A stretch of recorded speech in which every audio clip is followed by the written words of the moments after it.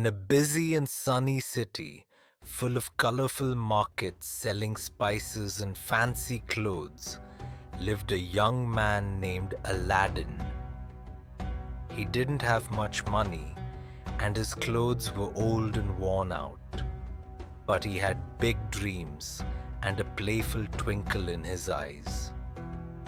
He spent his time wandering around the city, sometimes getting into small troubles. But he was so charming and innocent. One day, a strange man arrived. He wore a dark robe and had sharp, secretive eyes. He said he was a magician, but he was really an evil sorcerer. He had come a long way because he knew about a magical lamp, and only someone like Aladdin could reach it. Aladdin, curious and trusting, followed him to a quiet place.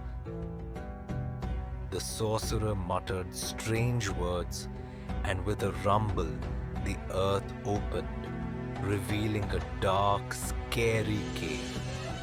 Inside, the cave glittered with jewels and gold.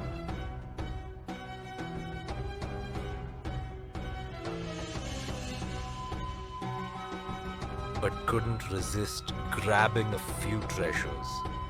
Suddenly, the cave began to rumble and collapse.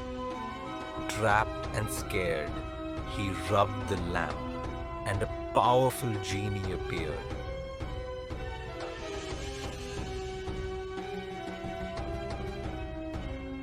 "Get me out of here," he said. And just like that, he was back outside. But the sorcerer was gone, behind deep footprints and a strange necklace. That night, the necklace glowed and whispered, "Find the mirror of secrets." The next day, Princess Jasmine arrived in the city for a festival. She was clever, curious, and unlike anyone Aladdin had met. At the market, she spotted his lamp hanging from his belt and asked about it. Aladdin told her everything. The genie, the cave, the clue about the mirror. She wanted to help. That night, she returned, and together they searched the palace library. They learned the mirror was hidden inside the palace, but guarded by tricky riddles and a mysterious creature who spoke in rhymes. They followed the glowing necklace. At last, they reached the mirror. Jasmine touched it, and it shimmered, revealing her secret. She had magic passed down from her wise grandmother. Suddenly, the sorcerer returned. He flew into the palace with guards under his spell. "Give me the lamp," he shouted.